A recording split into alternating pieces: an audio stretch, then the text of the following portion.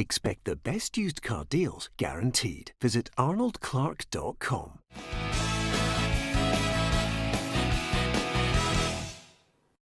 Welcome to Peter and Roughie's Football Show. It's Tuesday. I'm Peter Martin. Great to have your company on the programme. And in the studio with me, Alan Rough, as ever. This time ably assisted by Alison McConnell. Lots to talk about, including, of course, the unveiling of the Scotland manager.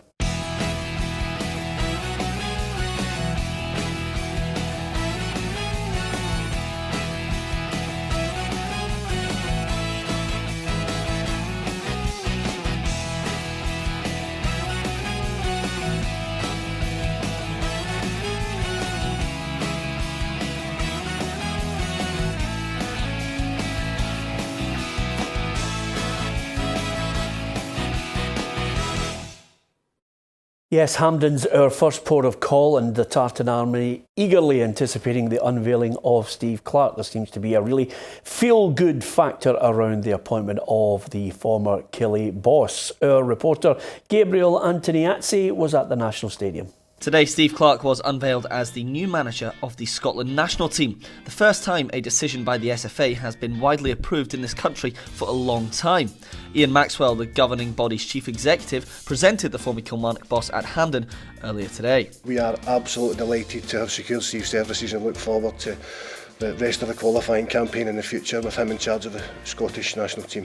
Clarke's task is not only to improve the side on the pitch, with the team's second bottom in their qualifying group, but also to improve the general morale of the team and increase the crowd's attendance at Hampden Park.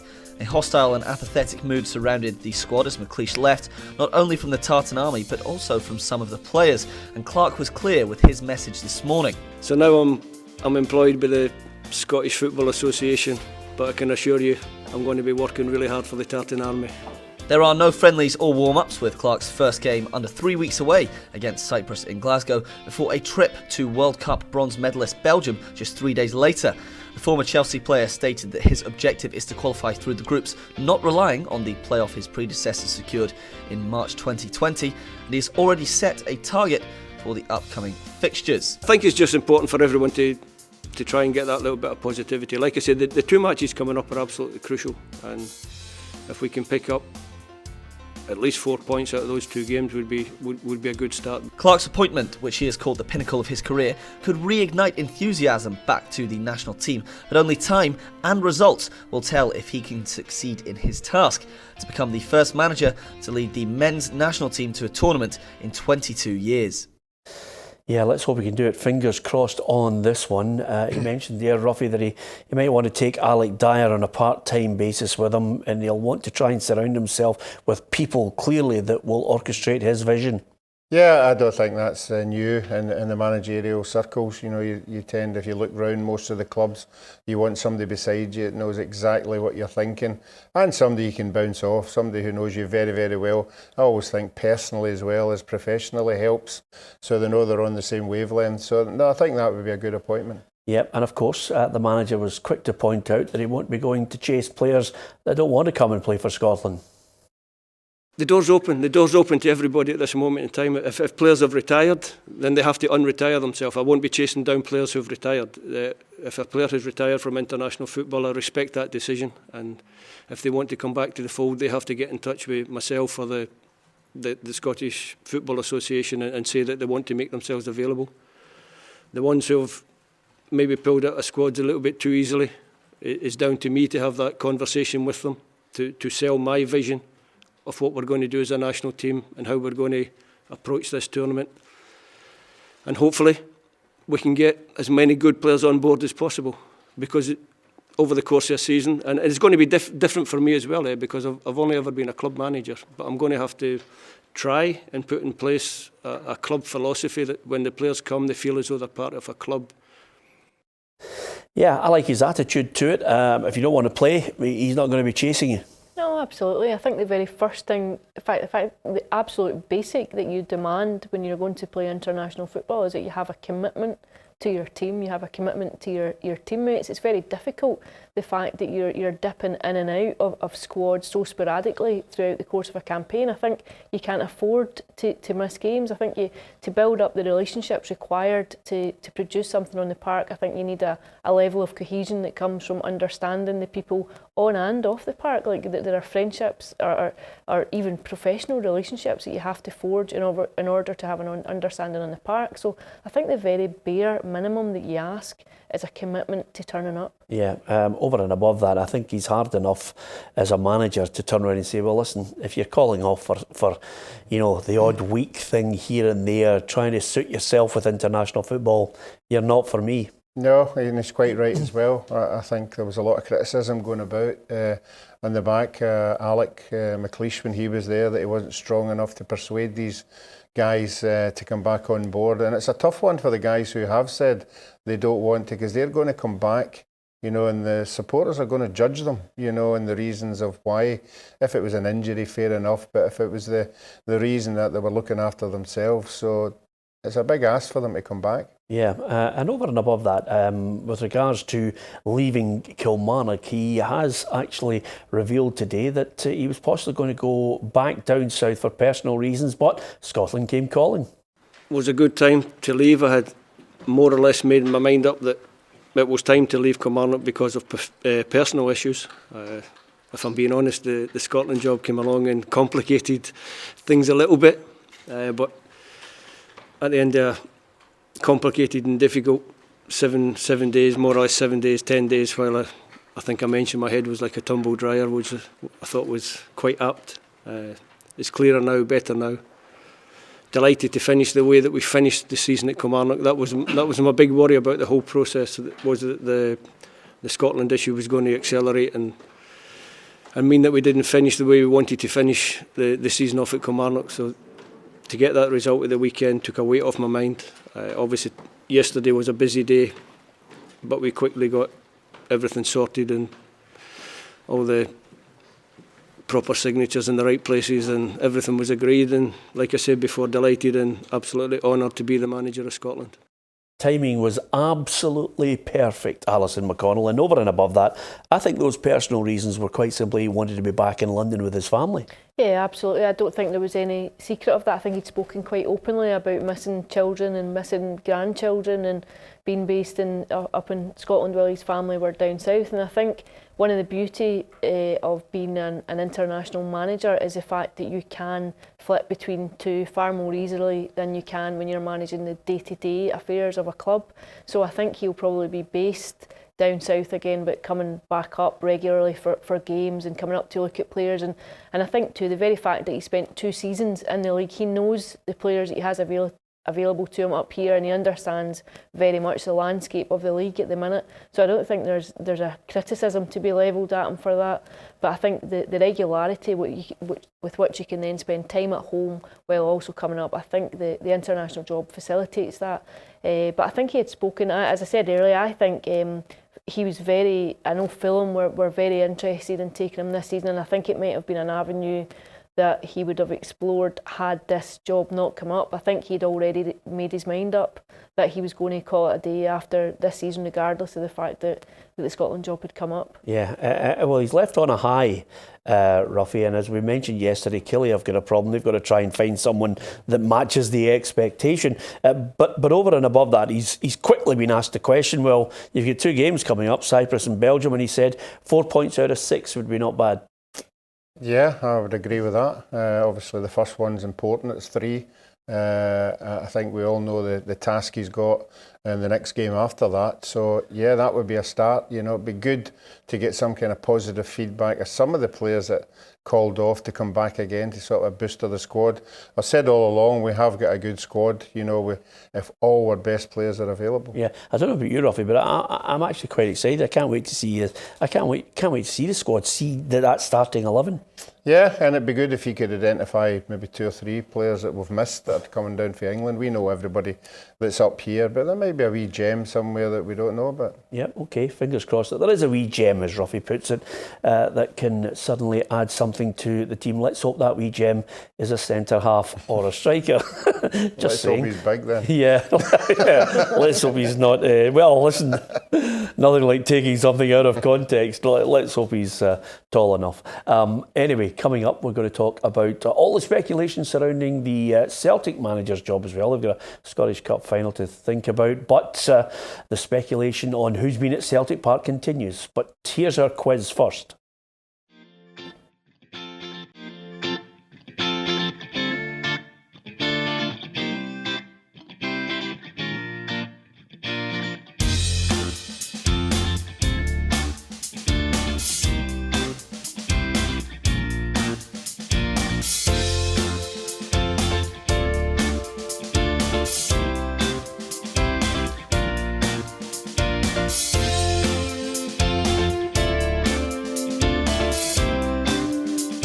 If our sources are correct, Roughie, a couple of faces have been at Celtic Park to have a chat about the possible new manager of the club. I think Neil Lennon, for me, is still in the box seat on this one, but Andre Villas-Boas, Alan Pardew, there's a few other names that have been quoted. Whether Dermot Desmond has met them privately, my personal opinion is if he is going to meet someone and he's going to meet them out in somewhere in Barbados or Bermuda at the resort that they own. So I still think Neil Lennon's box seat, but Dermot Desmond might look at the quest for 9 and 10 in a row and think, no, here's this guy out of left field. Yeah, well, we all know what Neil Lennon can do, and I'm sure the owners know exactly what Neil Lennon can do. I mean, everybody just takes it for granted. Neil's went back in to Celtic and run the ship. It's a massive ship. There's not many people could have come off the back moving in there.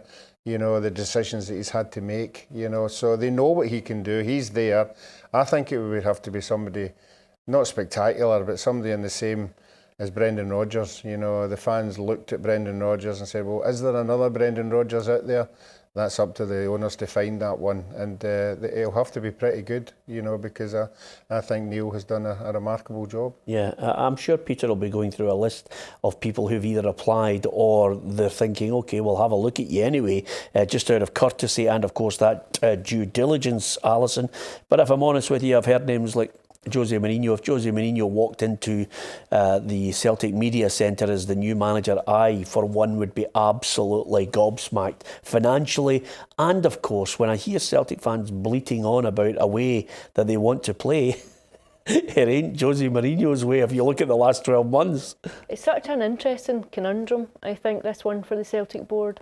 I think Brendan Rodgers came in and he offered a very pristine and very corporate face of Celtic, and there is an element, I think, that would appeal to the board and appeal to Dermot Desmond, that it takes you almost to another level. There's a perception of taking the club publicly to another level. Is it financially a level that Jose Mourinho would say yes? I can't see that. I personally can't see it either, but who knows? To be fair, I was quite cynical about Brendan Rodgers before he was appointed too. I'm not sure I would be as shocked as you were.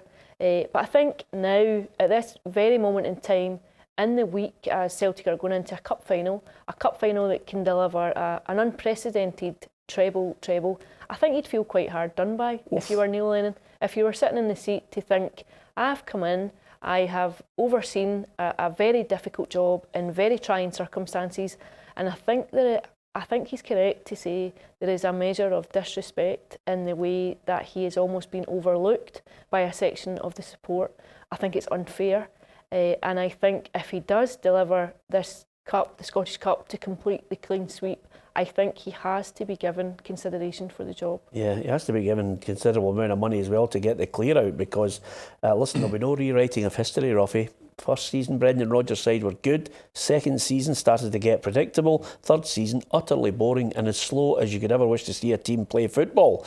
That's just me summing it up quickly for you. It's the old... Wait for the next 2.5 minutes of him fudging it. It's the old saying, some players are at some clubs far too long.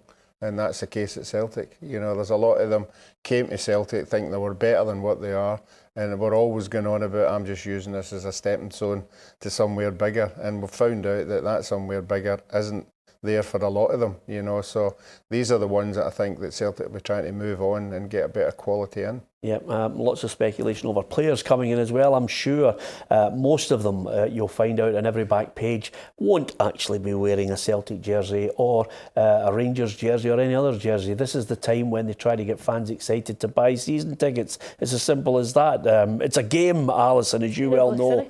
No, I'm just the great thing about this programme is you want to try and enlighten people rather than getting excited. I don't know about you, but as a boy or a girl, you know, you get up in the morning when you were a kid and you looked at the back pages to think, oh, who's signing there, who's signing there? You get excited. I think also for those of us who write some of those back pages, we get a fair bit of criticism. Sometimes there are people and players and clubs, as Roughie will probably tell you, there is dialogue and it might not go any further, but sometimes when we report that there is an interest in a player and it doesn't come to fruition, it might look as though we've got it wrong. That's not always quite the case. Yes, I like Olly trying to leather me there, but I'm now going to come back and say sometimes journalists go into a darkened room, throw a dart and then hope it hits a player that they put the picture up on there.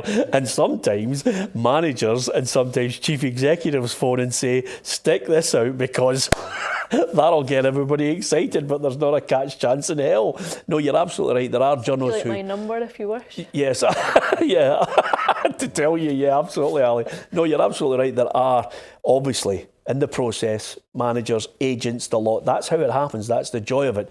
But realistically, I think Celtic will not be signing players until a manager comes in and says... Well, it's not even the fact that you don't have a manager. You don't have a head of recruitment at the minute.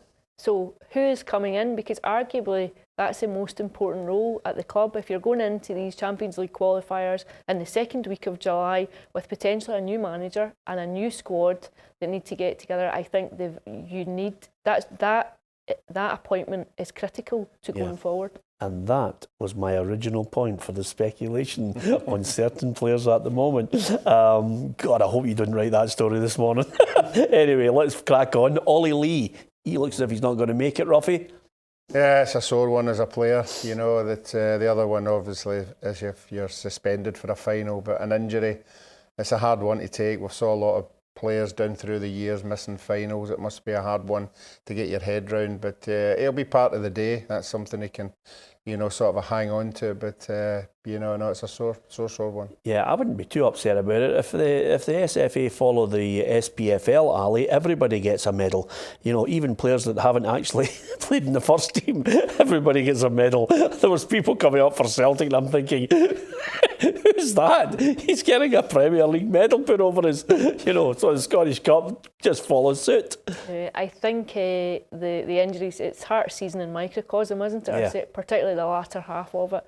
I think they unravelled when they lost key players this season to injury, and I think it's difficult preparations this week for them. If you're hanging on and you can't make a call on certain people until you know whether or not they're available, I think it probably does hinder you when you're trying to set a team out and you're trying to prepare to play a certain way. Yeah, absolutely. John Robertson, Dundee, denied the chance to have a chat with him. Inverness, Caley, Thistle, digging their heels in at the moment. I think, I'm slightly biased because of my friendship with him, but I think John Robertson, you know, next couple of years could be back at Hearts. I think he's a good manager. Sadly, you know, the Romanov era at Hearts killed him off for a while. Yeah, and he's stuck in there. You know, most of the clubs he's went to, he's been relatively successful. Obviously, Dundee have identified, you know, that he could be the guy in the Championship to get them out of that. He'll have a lot of players, you know, that he can tap into through the years that he's been at. But I'm the same with you at Hearts. You know, I do think, I mean, I don't know, Craig Levine, what his thoughts are, but I do think his time is limited there. You know, and I think him moving back into that role that he had and somebody else coming in seems the ideal picture for them. Yeah, speculation down south that Ryan Fraser could be set for a big move to Liverpool. That would be absolutely sensational for him. And again, yet another Scot with a great chance to play at the very highest level. And there's two factions to that story, isn't there? One, it's fantastic for the boy himself if he's going on to play at that level. It's great for Steve Clarke. I think the one thing, since Scotland regularly qualified for tournaments, I think the lack now is a number of players who are playing at the very, very top level. So you really want players exposed to that level of competition and playing at that level regularly. So it's fantastic for him. I think he's had an excellent season. I think he really has been a standout this season. But it's also good for Aberdeen. I think they have a sell-on clause, so I think they would recoup a fair bit of money. It's quite similar to the situation just now with Moussa Dembele. I think Manchester United have been credited with an interest in him. I think if he'd to leave Lyon this summer, Celtic have a cut of that transfer fee too. Yeah, just one little finish to the show. Roughie, Mkhitaryan, the Arsenal player, he's going to miss out on the Europa League because obviously he fears for his safety as an Armenian playing in the final in Azerbaijan. It's quite sad, that, isn't it? Yeah, it is really sad, that somebody playing his trade, and something as serious that's still going on over where he comes from. And that's another one. We're talking about injuries or suspensions, but how do you get your head around that one? Yeah, absolutely. Okay, maybe we'll contact the SPFL and see if they've got another medal, and we'll fly that over to him as well, Olly. Okay. Olly and I give him his. Yeah, exactly. Olly and I are going to go outside and argue over speculation on transfers from Roughie, Alison and myself. Thanks for watching. We'll see you tomorrow.